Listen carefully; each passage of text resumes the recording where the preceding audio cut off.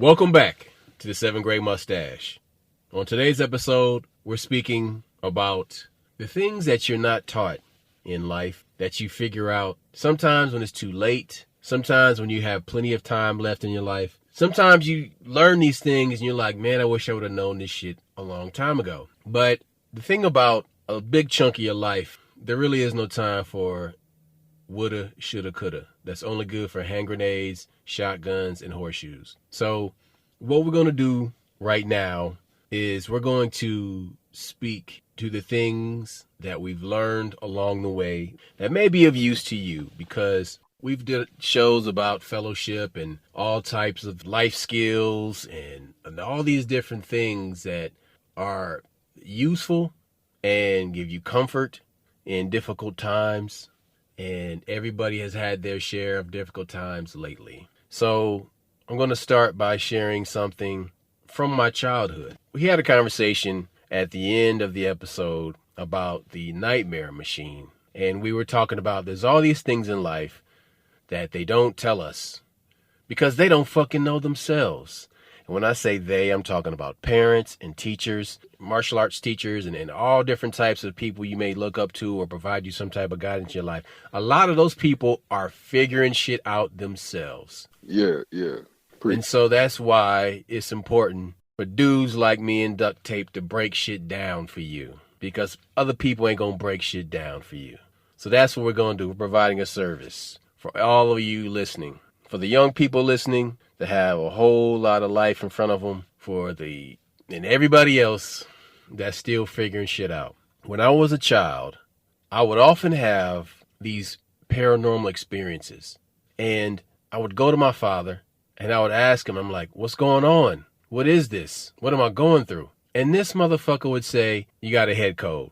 No.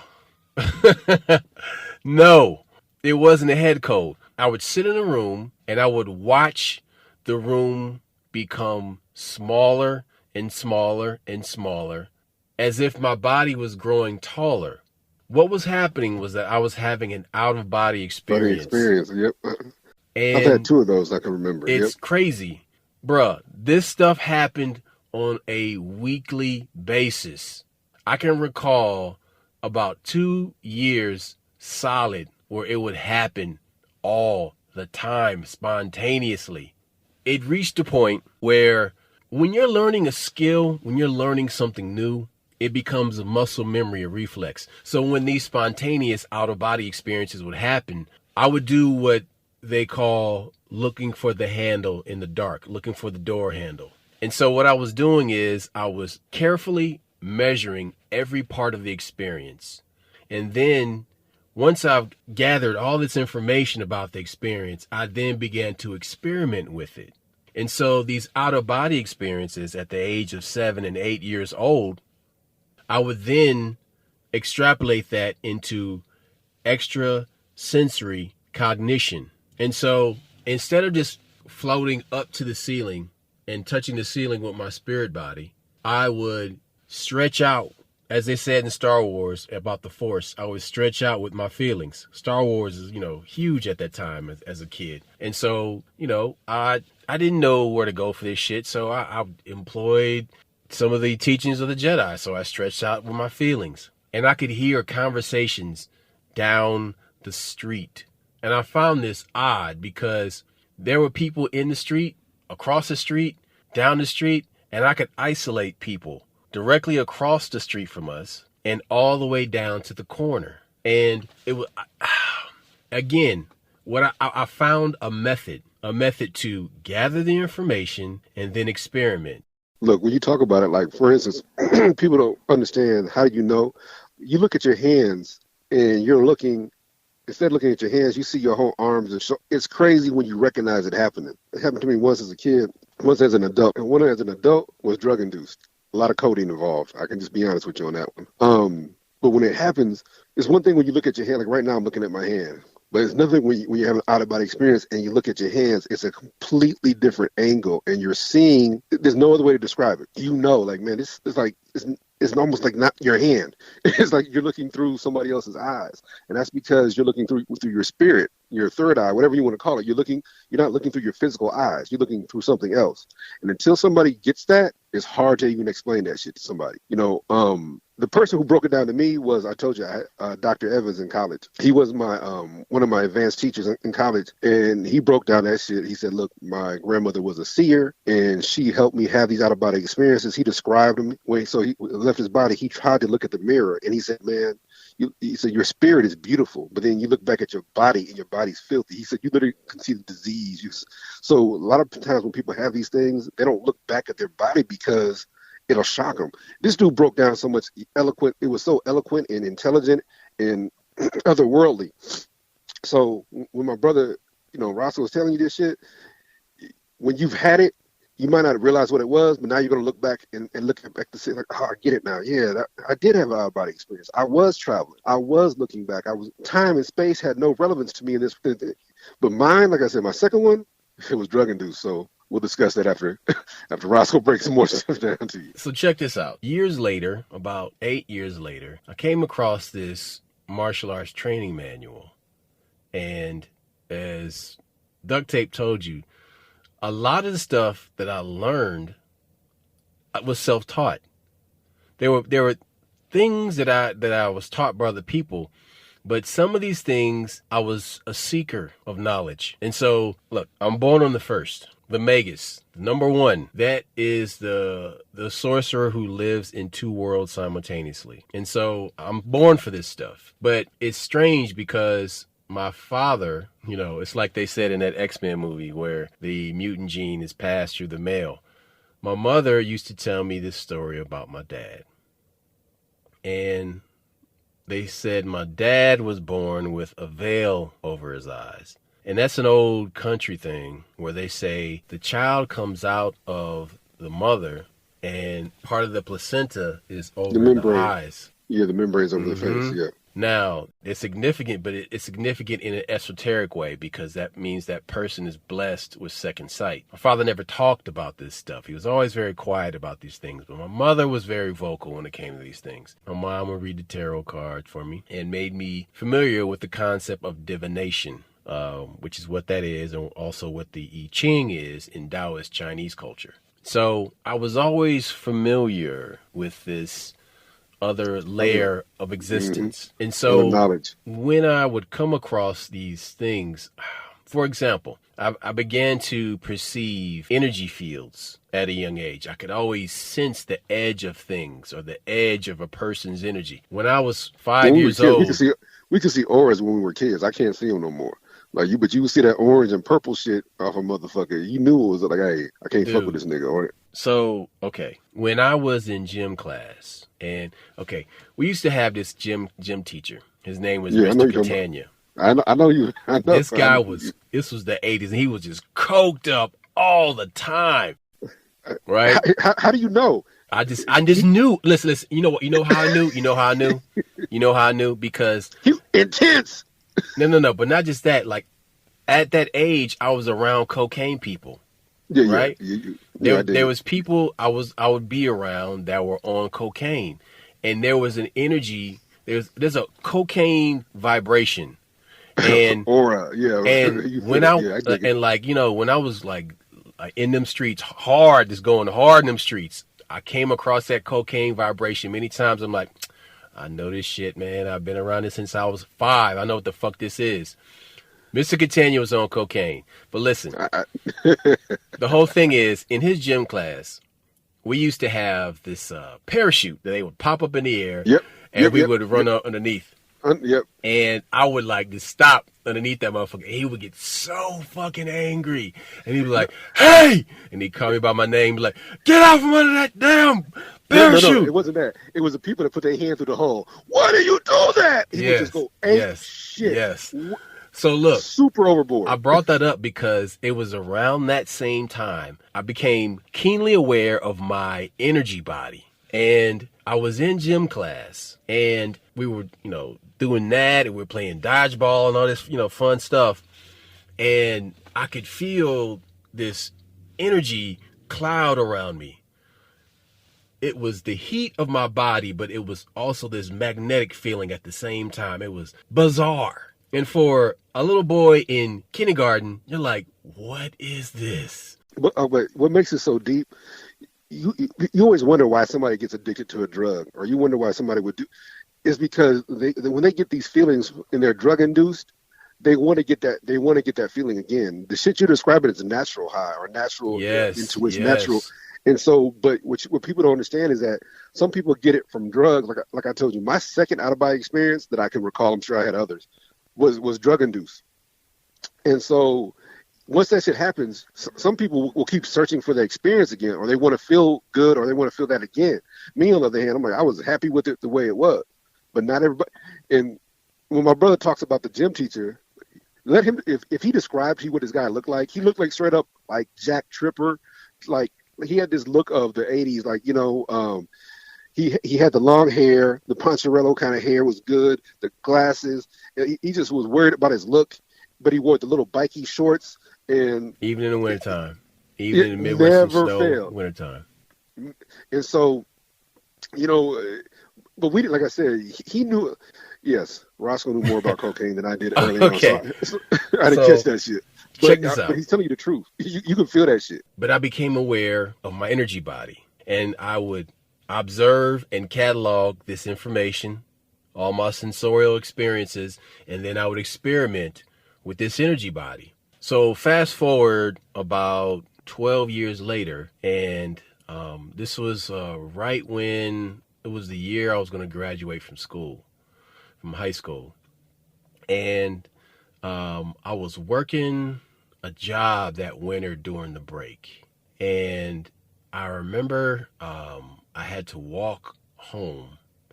And it was snow on the ground. It was cold outside. The temperature was about like 31 degrees or something like that, maybe 20. It's below freezing. And all I had on was some jeans and a jean jacket and like a light shirt. And I remember walking. Dude, I walked probably about 35 blocks, okay? And I said, we have to stay warm. I didn't say I have to stay warm. I said, we have to stay warm. And so I did this thing. I remembered gym class in kindergarten. And what I did was I expanded this energy from my solar plexus to surround me. And it kept me warm for 35 blocks. And listen, you in Omaha right now, you know how cold it gets there. Okay. Oh, and then this is back in the day cold, like not that global warming shit. This is the back in the day cold. Okay. And it was fucking cold, man. You know what I mean? But I walked 35 blocks with this expanded aura heat keeping me warm. Look, hold on a second. So here's the thing. So I recalled those experiments and those experiences as a little boy. And then I used that cellular memory to bring that back as a teenager as a form of survival to keep myself alive and vital until I reach my destination. I'm saying all this because I want any person out there that's listening to this, that's going through things, that's going through a moment of growth spiritually. This part of the conversation is spiritual. If you're going through something like this, where you are testing your abilities and you're stretching out with those energies, experience it, take note of it, and then experiment with it. Because there really is no manual for this stuff. Push your limits. Find out what's up. You can only grow by pushing your limits, but you have to do this first. You have to jump in with both feet. But you're like me. You make up your mind to do something. Like that 35 blocks meant nothing. Once you decided that I have a goal, my goal is to get someplace, and that's how I work. Like I'm not goal oriented as in I'm a dick. I'm goal oriented. Like, okay, that's where we're going. We're gonna get there. No gas, we'll get there. We'll figure something out. And that's how you are. You're like, all you focus, I'm getting there. There's no other, failure is not an option when you're in these situations. Look, I think people, don't you hate, like, college was this awakening for me. And we all go through college. We all go through college. I'm not referring to just my actual time in college. No. No. It's the college of the soul. Yeah. It's 17 to 25 is college. You dig whether you're in college or not. Listen, regardless of where you are physically. Yes. You're in college. So I refer to college a lot, but there was experiences I had. I remember one time, being broke is the litmus test of life, my nigga. So I'm broke, and we had a dishwasher, but I didn't have no motherfucking dish soap. So I use a regular like Dawn and shit. I put it in the dishwasher. So I leave and I come back. You remember that Janet Jackson video where they had the suds? My whole house was filled with 1.5 feet of suds. So I called my aunt. I said, "Hey, do you know you can't use dishwashing liquid in the dishwasher?" She's like, "Yeah, it'll fill the house full of." How do? Bitch never told me shit. Like there are experiences that everybody has, but nobody talks about. You're sitting there, your money's tight, so you figure, okay, this is a dishwasher. This is dishwashing liquid. No, you have to use dishwashing stuff for the dishwasher. Sounds like everybody should know this shit. But I'm telling you right now, there's a motherfucker right now walking in their house, and they're going to have 1.5 feet of suds in there. All over the floor. That's the cleanest my house ever been. Carpet was clean, floor was clean, everything, because of that one incident right there. But this is what my brother's trying to tell you. There are experiences that everybody knows about, but nobody wants to discuss, or they think they go through it alone. I remember just being broke in college. You would push the boundaries of things. And okay, how far can I drive this car? How far is the car running? Hold on a second. Now what you're talking about is hang gliding. Okay, so okay, with rubber bands and motherfucking duct tape. Yes, check this out. Duct tape. So the art of hang gliding. Let me tell you a little something about hang gliding.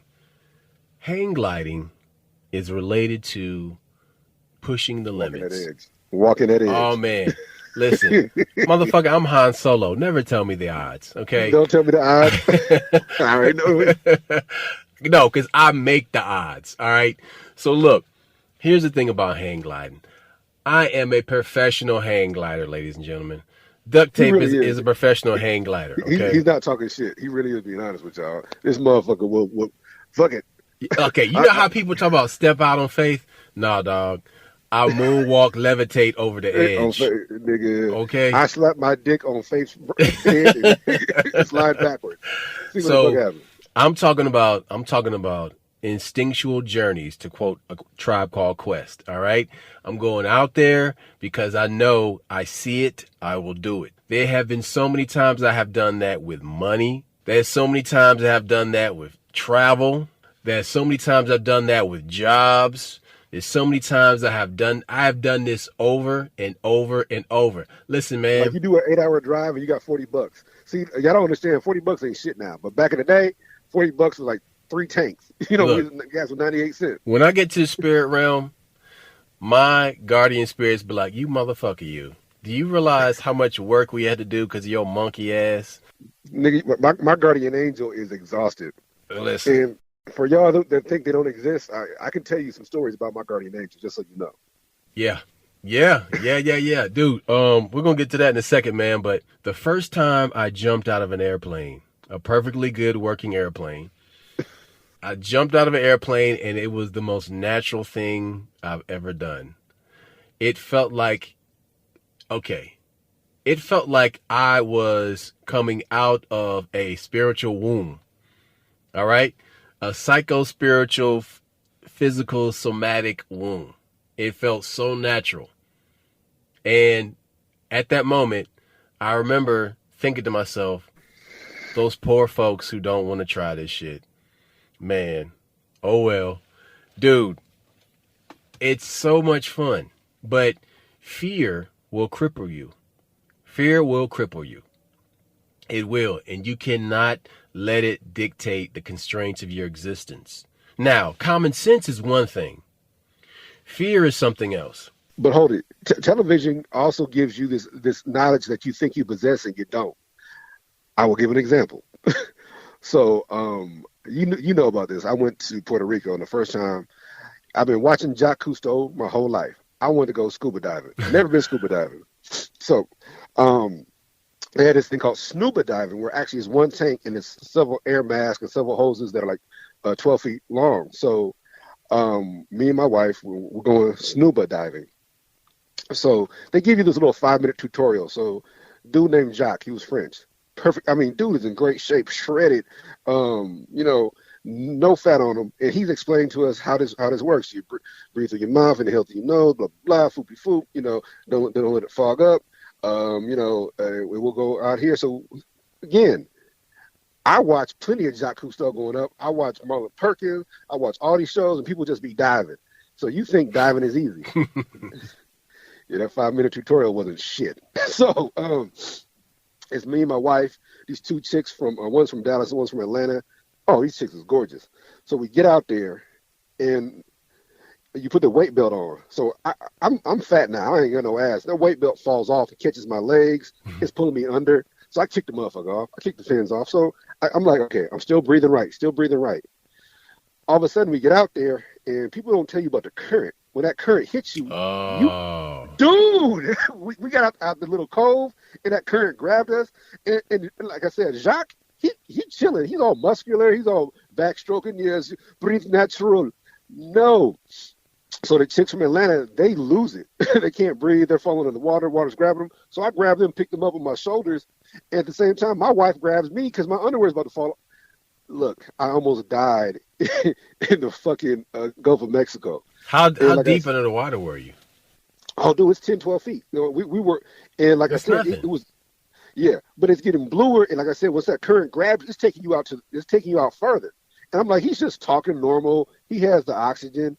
He's just doing, I'm like, dude, you see us over here dying. Like at first I started walking in the water. Everything was great. But again, like I said, we were in the cove. Once you get out there and that shit grabs you, it's hold on. So once you got out of the cove away from the rocks. Yeah. Once you were out of safety. Dude, and your breathing gets fucked up. You know all this shit that little 5-minute tutorial. Because you didn't relax. Because the danger crept in, and then no, I was worried about them dying too. I was worried about them dying too. So in my mind, I'm worried about them dying. My wife is worried about me dying. I'm like, man, shit. And the whole thing is, my wife is doing the backstroke. She's chilling. I'm like, motherfucker. And my funny built ass ain't buoyant. My legs is dragging me down. So I kicked that damn. Like I said, the whole thing is that you think because you watch TV and you see people like diving and we're in the Gulf of Mexico looking for. Nah, my nigga. You need more than 5 minutes to know how to breathe underwater. That's all I'm saying. Yeah. So, but that, like I said, my brother jumped out of an airplane. You had talked about that shit for years. Several times. You've done it. You've done it several times. But like I said, now we go back there, completely different experience. Great experience. That's because, like I said, I recognize what I did wrong. Next time we got out there, I did shit completely different. I was calm. I was ready for it. But let me ask you something, man. If you would have went and did that shit by yourself, you'd have been perfectly fine. I do. Honestly, if I was by myself, that's one of the problems that me and you got. We've done shit by ourselves so much.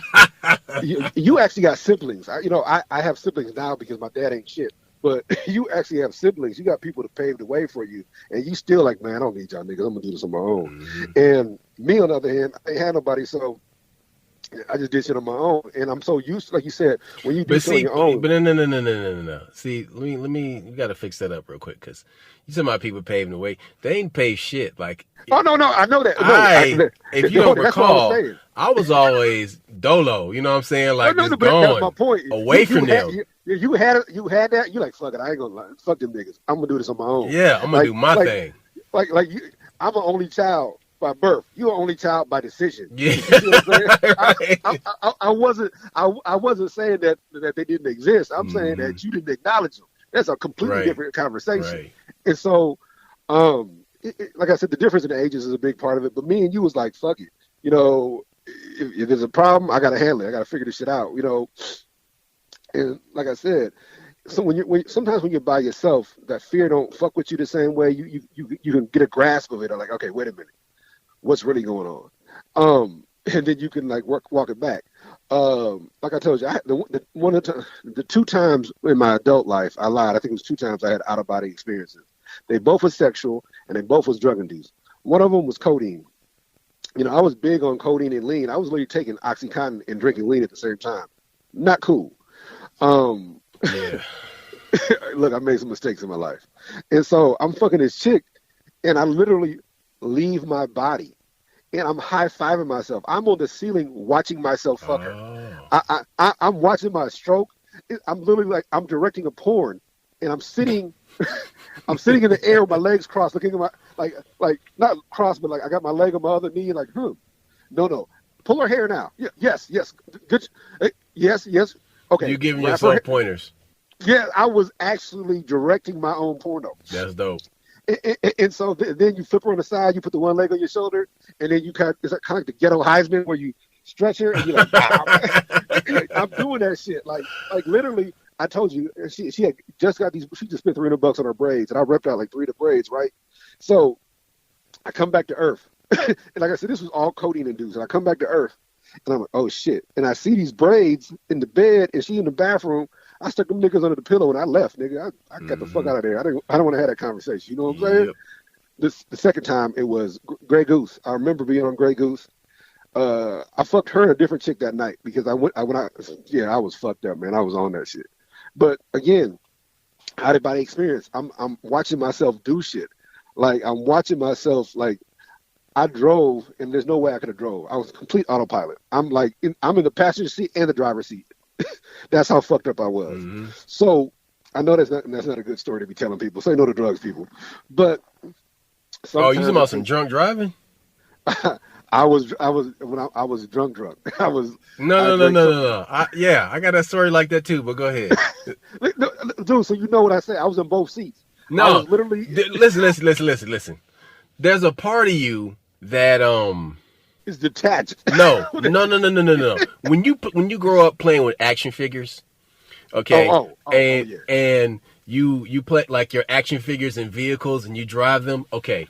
This is what was going on in a situation like that. So basically, your higher spirit was like, all right, nigga, we about to play with these toys real quick.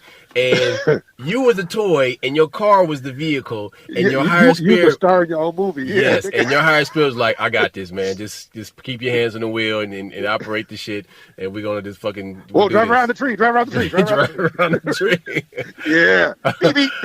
Yes, that's exactly what goes on. See, okay... I call that the drunken master driving technique. All right. Oh. So, all right. I can drink a lot, but I'm always still there. I'm always functional. See, listen, I can smoke a lot, I can drink a lot, but I am always, when I need to be clear and lucid, it snaps right back in. But see, that's where that scientist kicks in, because alcohol slows the absorption of oxygen in the brain. Mm-hmm. So you take yeah, right. People see me do that shit, they don't know what I'm doing. I'm right, like, fuck them. They're not driving the car. Yeah. That's your action figure. That's not their action figure. Fuck you, bitch. It's like, are you doing Lamaze? Bitch, shut up! I'm thinking. And you go like, and people look. So many times I exist in a place where other people they don't tread. They don't go tread, man. They don't tread. Listen, they don't have hip waders to go where we go, man. Hey, so like I said, the reason we do this podcast shit because some of y'all motherfuckers been through this shit and didn't even have a word for it. I'm giving you that shit. Y'all don't realize you had an out-of-body experience until I described what the fuck just happened to you, and you like that explains it. Like you can leave your body and still control what happens with it. You can leave your body and watch shit happen. Look, I told y'all this story before, but I've seen my guardian angel. That nigga saved my life multiple times. And I'm not saying that should be figurative, but that same professor I told you about, Dr. Evans in college, he told us, hey, this is what your guardian angel is going to look like. This is what's going to happen. And when the shit happened to me, I recognized second, I remember it happening in the past where I didn't understand. I didn't know what I was looking at. Your mom talked about guardian angels too, but I remember Dr. Evans had broke this shit down. He said, look, when you see that thing out the corner of your eye and it moves, it's like a sparkle and dust and stuff, and it's going this way, that is your guardian angel. And you're not recognizing it because you were trained, you're thinking you're seeing this person with wings, but no, that's your guardian angel coming into this realm, letting you know some shit. So he tells me this story, and months later, because I didn't even have him as a professor at the time, it was probably like a year later, I'm in the car with Day and my girl at the time. And we were in Stillwater, Oklahoma, and I'm driving. And earlier that day, I saw what that nigga talked about. It's summertime. And, I had no family there, so I was in the dorms by myself, like 3 people in the whole fucking dorm. I'm that fucked up. And out the corner of my eye, I see this thing go across the floor, and it runs, it's sparkling, just like he said. So I'm like, wait a minute, did I just see a mouse or something?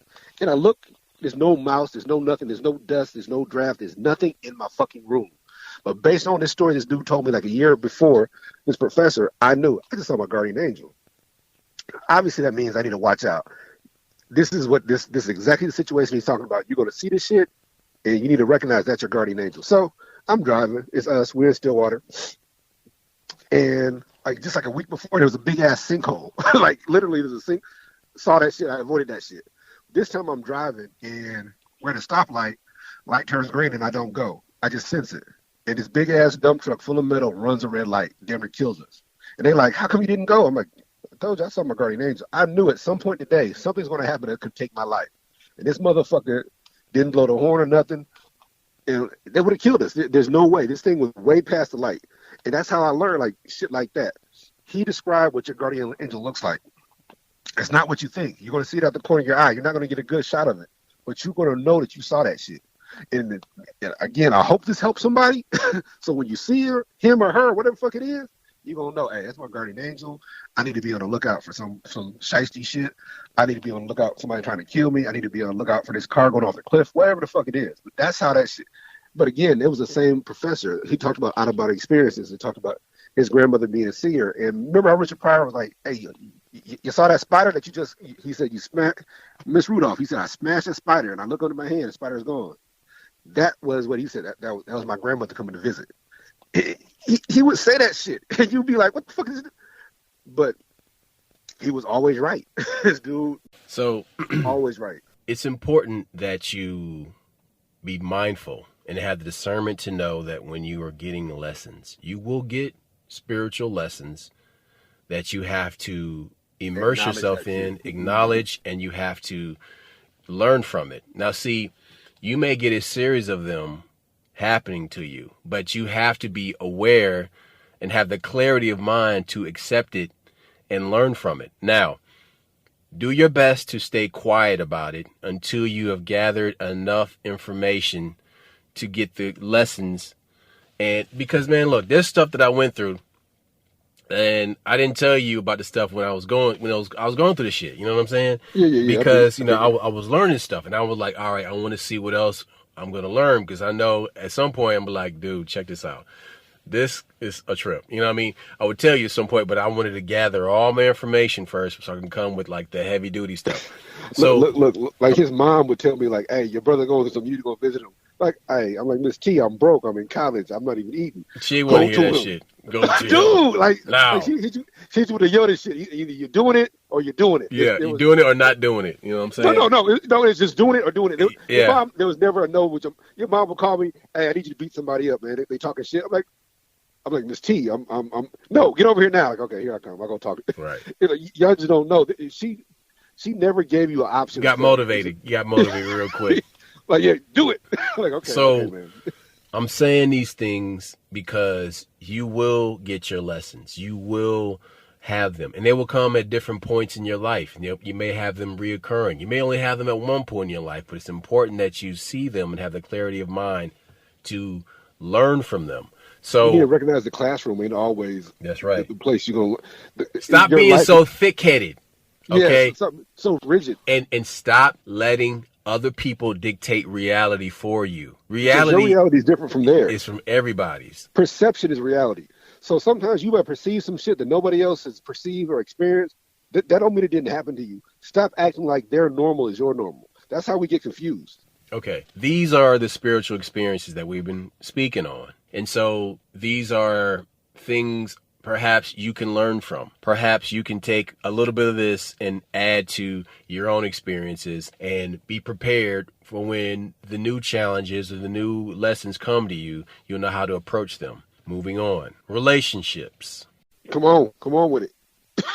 If Preach. I were to take all of the women that I have been with and I put these women on a wall, lined up, side by side, I can honestly say I have had the perfect woman if you take a piece from each one. Oh, yeah. Because from each of those women, there has been something of substance in that relationship, something useful in that relationship that has helped me to grow as a human being. So earlier, Duct Tape said from 17 to 25, we're all in college, regardless of if we're enrolled in a school or not. Okay. And that's because you're coming to the point in your life where your frontal lobe is finally maturing, and it stops maturing at 25.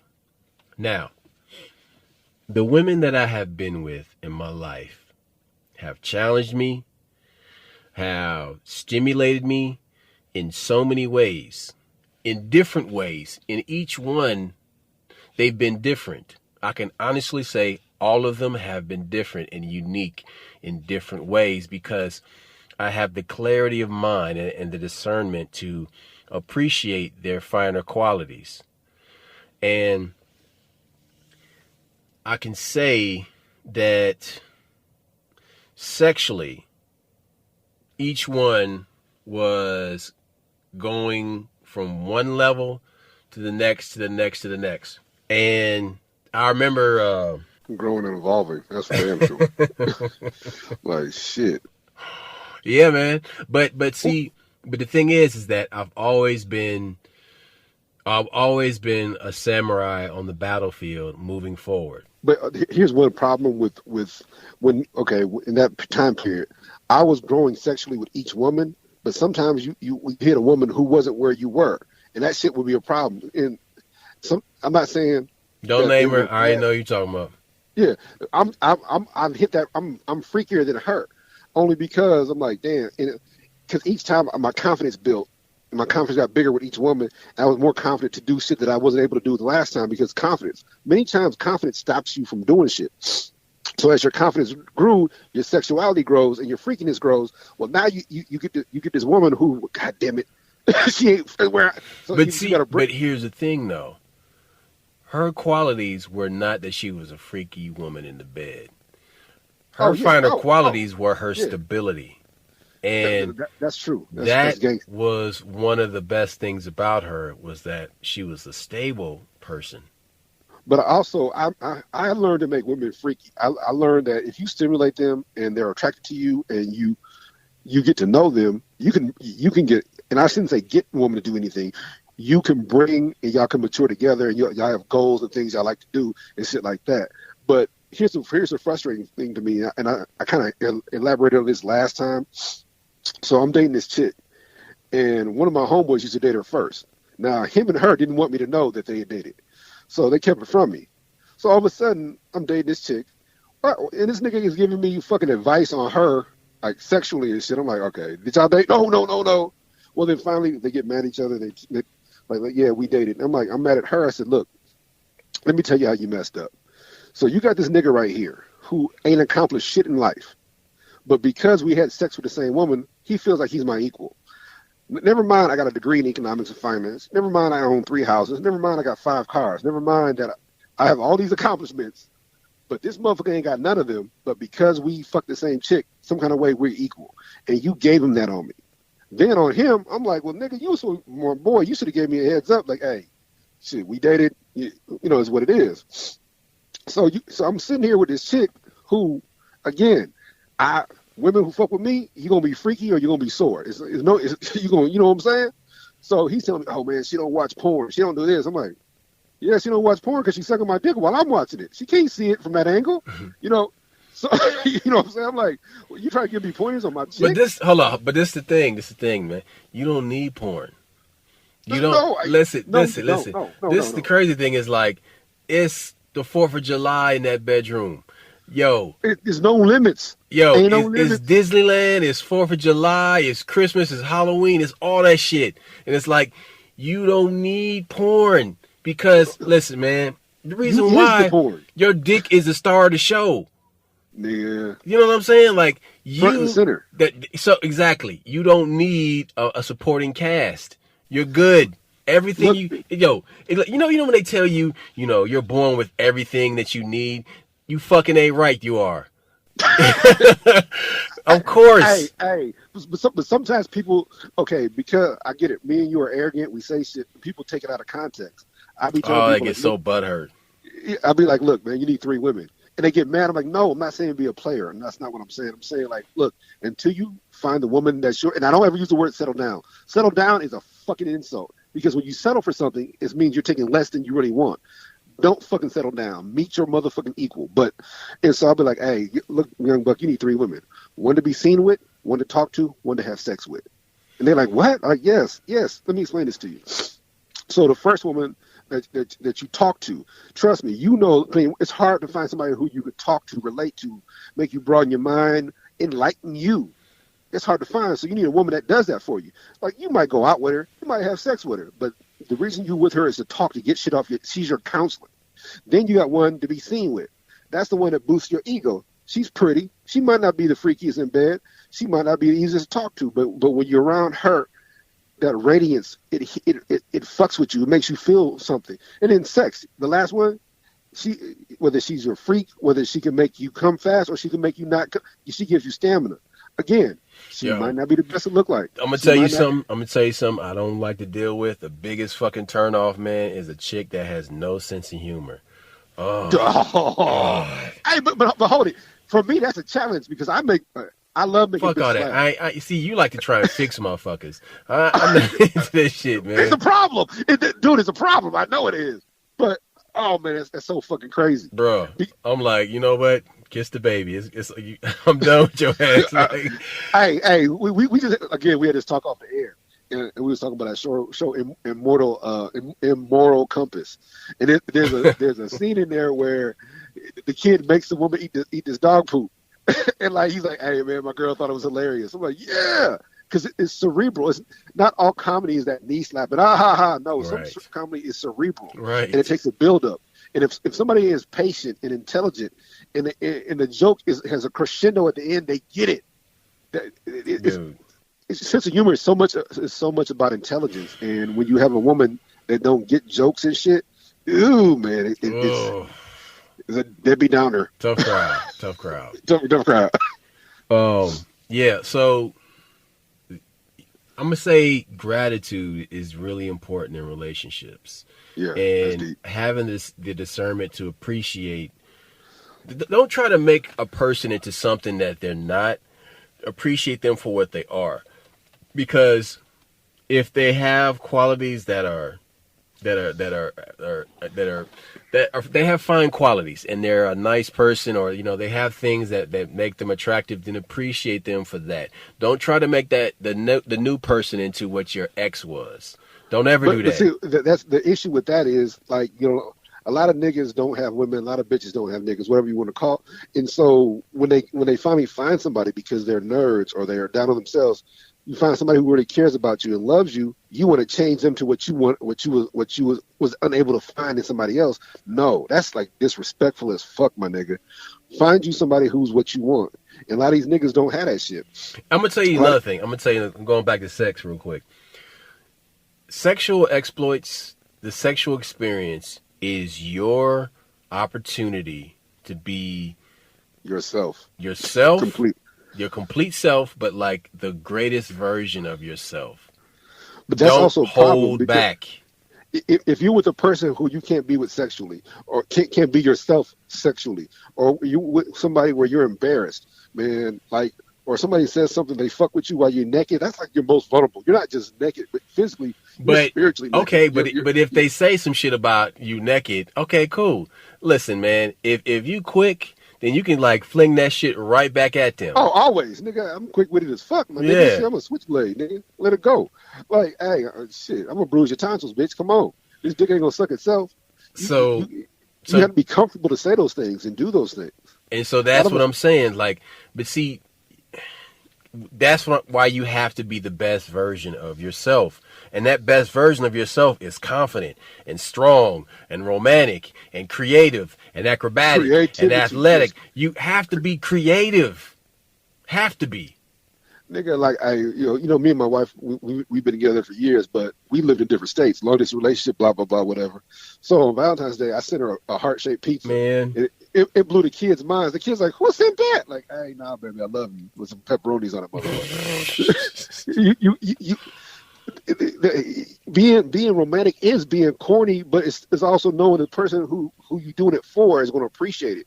That's But the whole see, but thing. here's another thing though, man. Like absence makes the heart grow fond.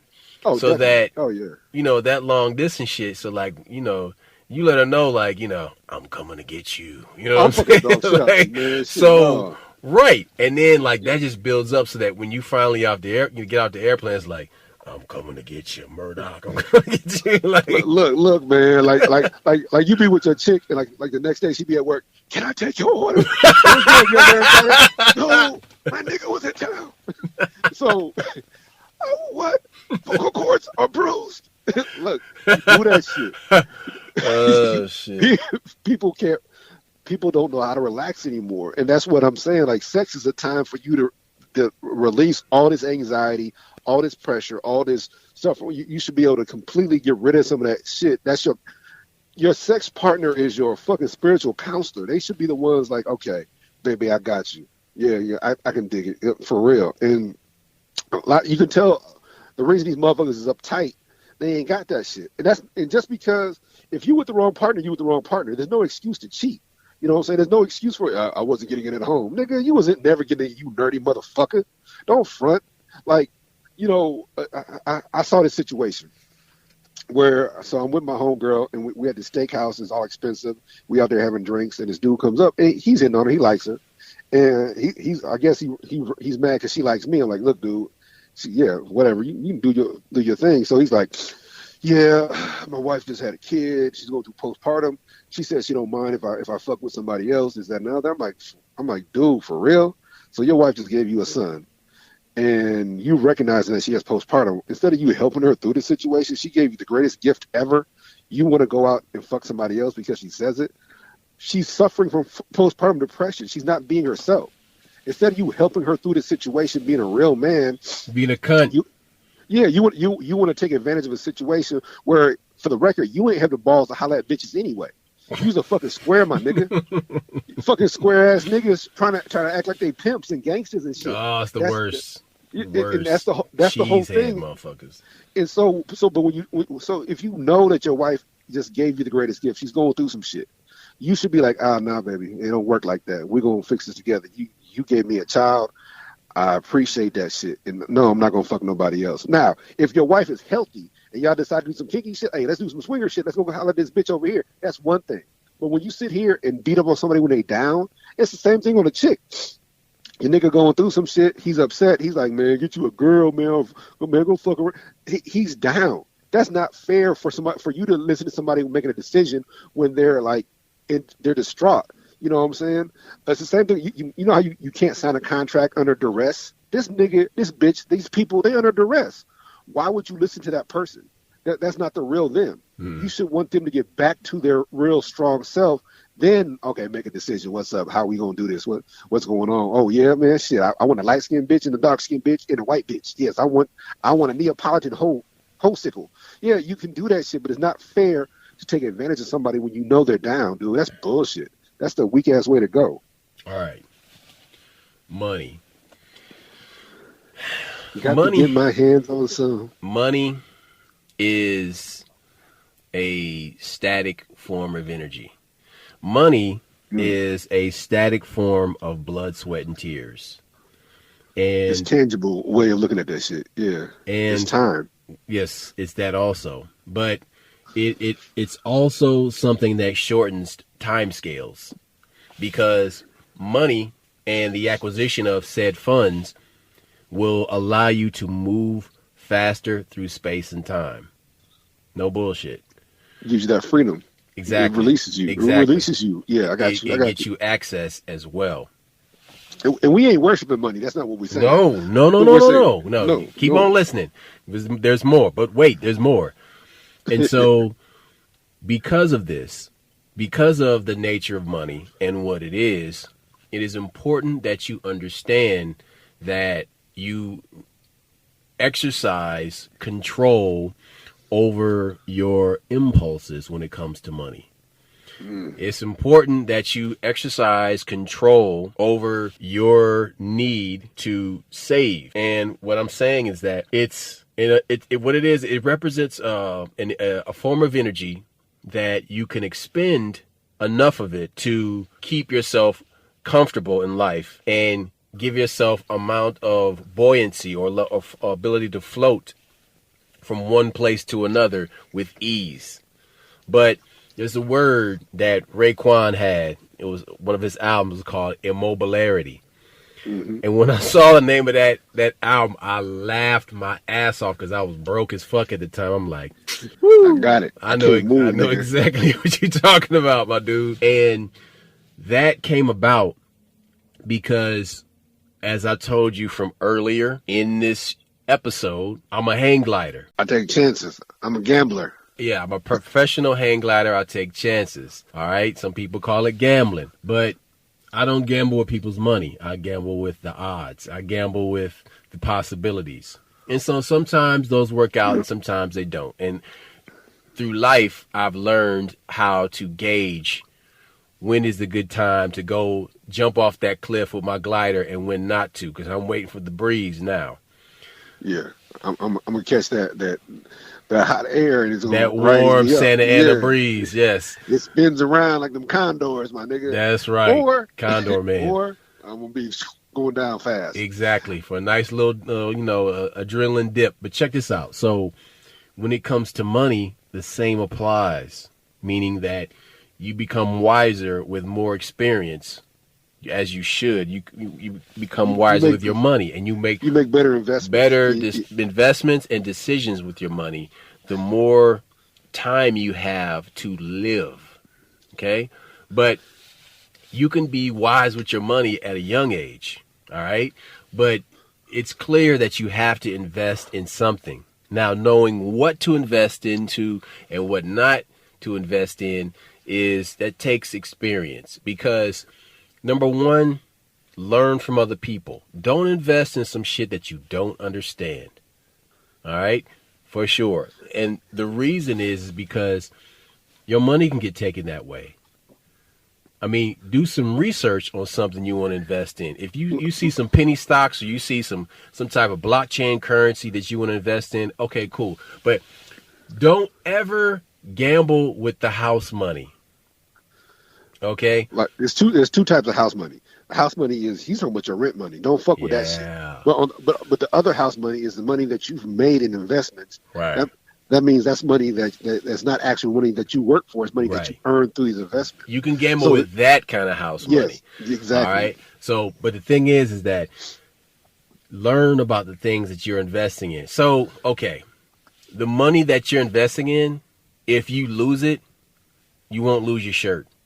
Okay, you'll still have your car, you still have the title of your vehicle or vehicles, and you'll still have real estate. Okay, and then you have some tangible assets. So this is what I'm getting at, is that the acquisition of assets and asset management, keeping what you have and making money from the money that you have gained or you've accumulated.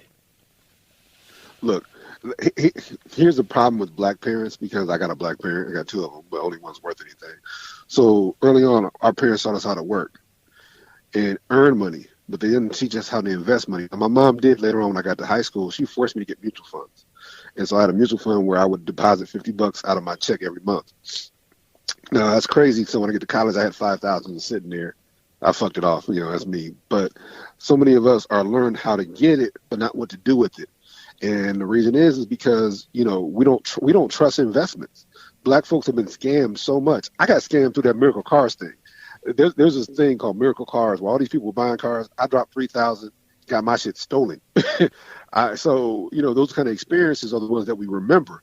You don't hear black folks talking about all the investments that did work. How many black folks bought shares of stock in Coca-Cola and shit like that? There's a lot of them. There are successful black investors, but the ones that you hear about on the local level are always the negative shit. So don't be afraid to make your money work for you. It's kind of difficult to do when you're barely surviving, though. It's kind of difficult to do when you can't trust. Like, so say you finally get some money, you get you a stockbroker, you get you a money manager. Well, they'll take your money too. So what do you do then? You hear me talk about this lady that helped raise me when I was in college, and she had her mineral rights. She owned the oil rights on all her land still, even though she sold the land. Do you know everybody tried to steal that from her family to her own 2 lawyers to the police around her. People. So what do you do when everybody's trying to steal from you? So we want everybody to learn how to invest and be wise and evolve. Excuse me, not involve, evolve. But it's really hard to do when you got people always pulling you back in the mud. So look, you got to learn which voice in your head is your own voice, and that's something that we talked about in other podcasts. Stop letting that static noise or these other people get in your head or other people's emotions and shit. You got to learn what is your own voice, and once you get that, it'll help you make a good decision. It'll help you be able to free yourself from some bullshit. When you come across a bit of money that is either given to you or you win this somehow or you profited this money, take a bit of that and invest it in something. I don't give a shit. I don't give a shit what you invested in. Invest in something that's going to see you a return over a period of time. It could be a short period of time, it could be a long period of time, but invest some of that money. They're talking about a third bailout check for everybody for this coronavirus shit again, because the Unicron planet-eating virus, is coming, and so they're going to give everybody another check. Invest some of that money. Okay, you have people who got like all these business checks from this coronavirus bailout bullshit. Invest some of that money. Invest a little bit of that money. Listen, if you got them PPP loans and you're going to jail anyway, you might as well invest that shit while you're in jail. You're only going to do 3 years. Right. When you invest in something that has 15% return, so that means every 3 years you'll double your money. So by the time you get out in 3 or 4 years, you'll have 500, 600,000 instead of 200,000. Right. That's all I'm saying. Exactly. So for sure, invest your money. So like they say in the book, The Richest Man in Babylon, part of what you earn is yours to keep. Just remember that. Part of what you earn is yours to keep. So take a little bit from one of your paychecks in a month, each month, and invest it in something. It can be $20. Take and buy $20 of blockchain currency, or take that $20 and put it on some penny stocks.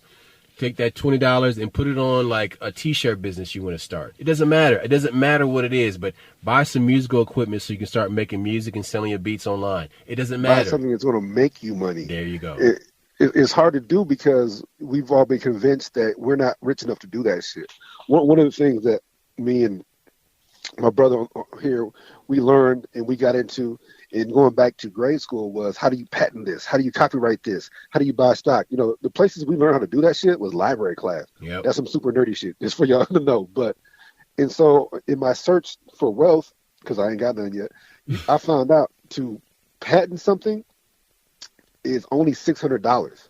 Now, in your mind, you thinking, it costs thousands of dollars of patents. There are things that cost like that. There are patents for like chemicals and for, there's certain things that cost. High level intellectual property stuff costs a lot of money. Yeah. Yes, it does. But for the common shit, for either, they got 2 patents. They got a manufacturer patent, and then they got the other one, a cosmetic patent, which means you just change something that already exists. That's $600. If you got an idea, do that shit on your own, and be careful because you don't need a lawyer. You're convinced that's another thing. We think because back in the day you had to have a lawyer to do everything. If you go on copyright.gov, all that shit is there. I've copywritten a couple songs. That's $32. In fact, me and my brother, we got a couple scripts we written. I said, fuck it, let's just copyright this shit. $32. I did that shit in both our names. Well, 3 of us, but you know what I'm saying? It's because that I want to protect our property. But if we sit here and we come across somebody and, for instance, there's all these contests for shit on Netflix and but if you enter those contests, the first thing they tell you, you don't own the rights to your shit. I ain't gonna be that nigga. I'm not gonna be that guy that don't own their own stuff. So, again, when we talked about leaving the fear alone, we weren't just talking about skydiving. We're talking about the fear of success. We're talking about the fear of, I can't do that. I can't have my idea. I can't get this. Yes, you can write. That's the divinity in you. That's the creative. That's the artist. That's the touch with God. Write that shit.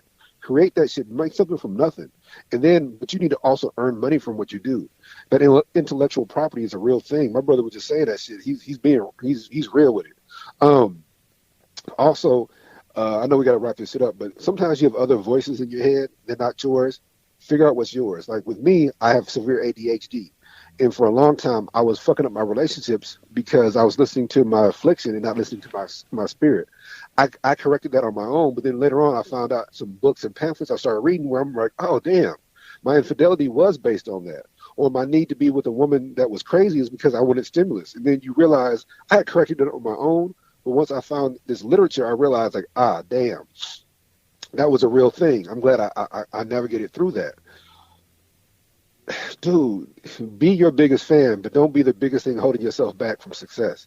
Get that money, learn these lessons. There's information. This internet day and this TikTok. You go on TikTok right now, they're giving financial advice, they're giving tax advice, they're giving LLC this. If you have an LLC, and you're the only owner. Guess what? You can get taxed just like you're like you're a regular person. It does you no good to have an LLC and not have other members on it. Even if you give like 5% to your kids or 5% to your mom, then you're taxed differently. Little advice like that will fucking help you in the long run, my nigga. If you got a house and instead of having your kids fight over the house, you create a living trust. So then when you die, you transfer ownership without transferring taxes and all this other shit. This is the information you're getting right now in blurbs, but you're afraid to use. This ain't the time for that shit, man. Yep. We're talking about financial freedom and we're talking about spiritual freedom. All right. And this concludes Volume 1 of the Life Manual. We out. Peace. Holla back, y'all.